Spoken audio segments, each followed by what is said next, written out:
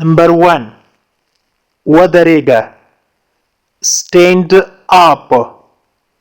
Stand up. کېنه. Sit down. Sit down. مخته راشه. Come forward. Come forward. شاته لاړ شه. Go backward. Go backward.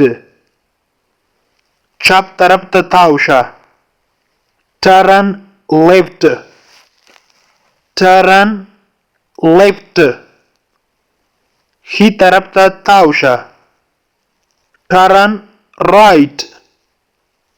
Turn right. زما خبرې ولیکه. Mark my words.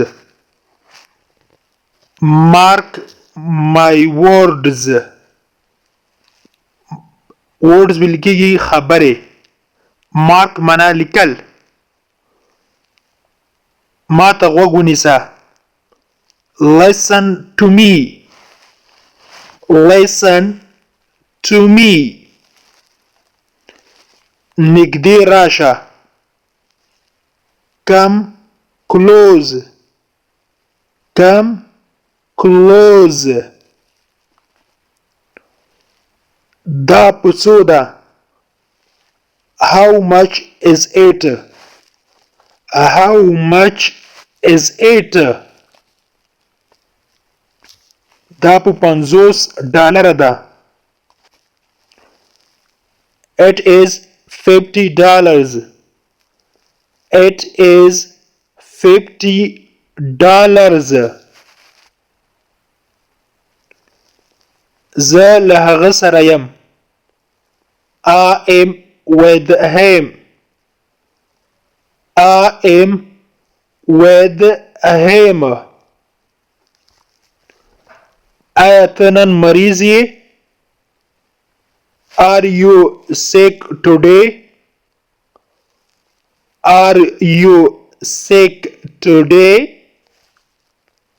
نه زه مریض نه یم. No, I am not sick.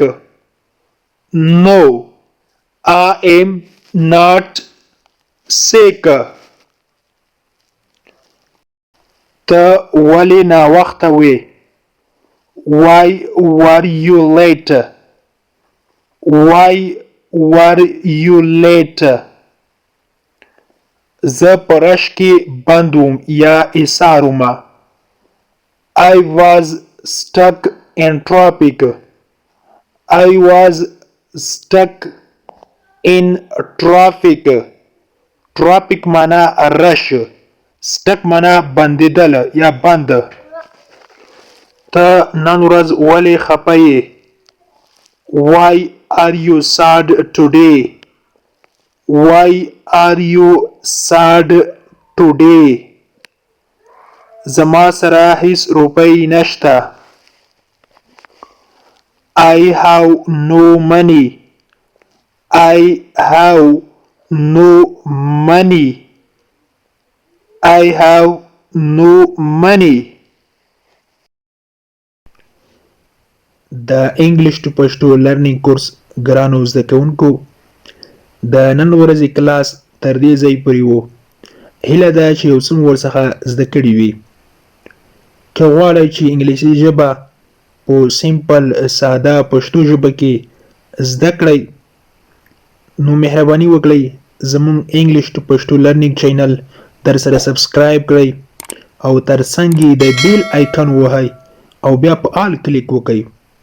دې سره به زموږ هر نوی کلاس چې موږ یې روزانه اپلوډ کوو تاسو ته په خپل ټایم در ورسیږي. او که چیرته کومه غوښتنه نیوکه یا پیشنهاد لرئ نو مهرباني وکړئ موږ ته یې په کمنټ باکس کې پرېږدئ. تر بیا چې زه حاضرېږم تر هغې مو په پاک رب سپارم. هر چیرې چې یاست الله مو مل شه. Thank you so much for watching.